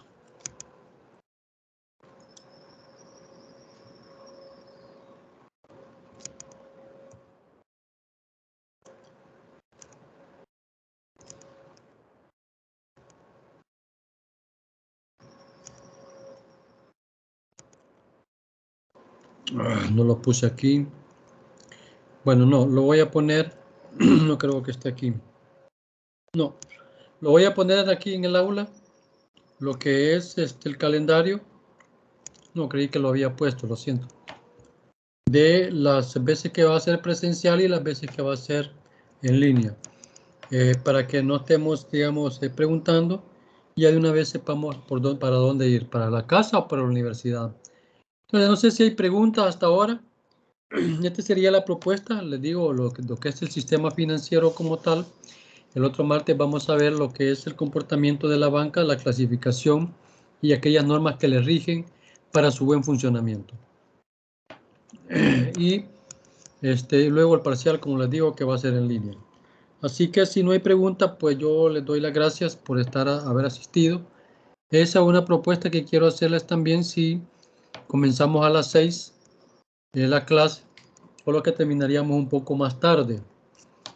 Si todos están de acuerdo en que comencemos a las 6 para que yo realmente comencé la clase antes de que hubiera alguno de ustedes en el aula. Y así es bien incómodo porque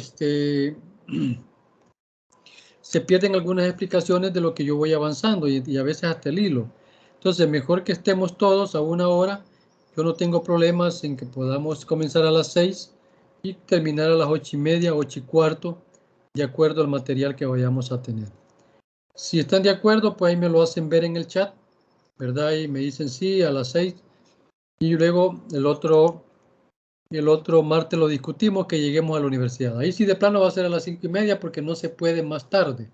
Pero la virtual sí se puede más tarde. Ok, ya Marvin puso su punto de vista. Veamos qué dicen los demás. Si es así, pues comenzamos a las 6 en línea y a 5:30 presencial. Si no hay más preguntas, si no hay preguntas, pues, o algún tipo de opinión u observación de parte de ustedes, llegamos hasta acá y les deseo muchas, muy buenas noches, ¿verdad? Provecho, los que no han comido, aquí en adelante. Bien, ya hay tres propuestas, ya hay tres, perdón, 4, 5. Bien, entonces, el parcial va a ser a las 6, ¿verdad? Para que comiencen a las 6. Así que ahí estamos. Gracias por su aportación en esta parte. Y comenzaríamos a las 6. Yo les voy a avisar a las autoridades para que sepan de que ya vamos a comenzar a esa hora. Así que se van despidiendo y nos vemos el otro martes, primero Dios, en la universidad. Pasen buenas noches.